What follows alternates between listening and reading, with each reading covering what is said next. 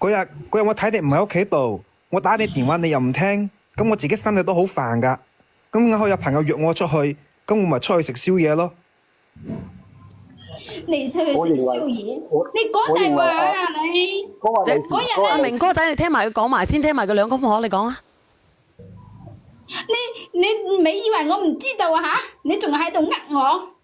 你根本就唔係去同朋友飲酒啊，飲嗰啲8+1根本唔係，你係去咗我閨蜜屋企啊！誒，點解嘅？唔好講大話啦，哥哥。唔係啊，咁你點解去咗佢屋企無理取鬧咧？人哋咁樣我真係好攰噶。你好攰，我喺嗰個彩燕朋友圈睇到噶，你攬住佢個女，佢影咗張照片啊，知道嗎？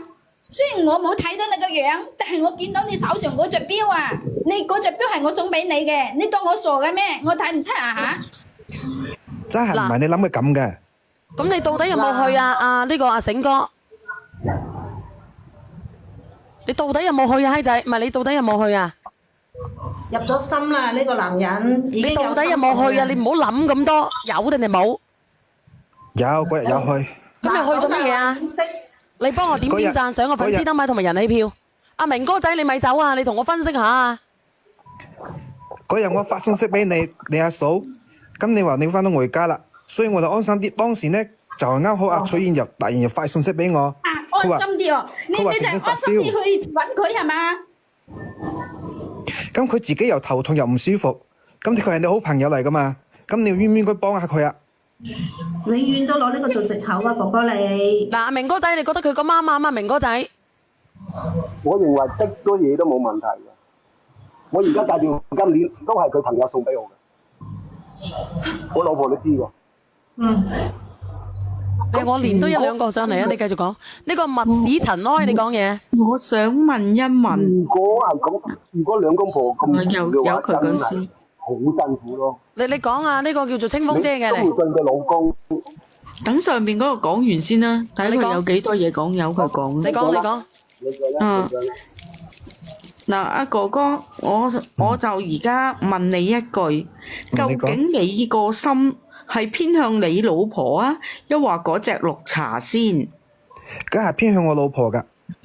你依家講得咁大聲，咁但係唔係喎？當個老婆有事翻咗外家嘅時候，你就即刻跑去個綠茶嗰度噶咯喎？唔係即刻，當時係佢冇事啦，跟住我打電話佢又冇聽，啱好佢同佢好朋友，咁佢當時就發信息俾我，佢話佢個女，即係佢個女晴晴佢個女，佢就話佢自己又頭痛又唔舒服，咁我就覺得佢哋有朋友，咁我可以過去幫下佢啊，買啲嘢俾佢，就係咁咋。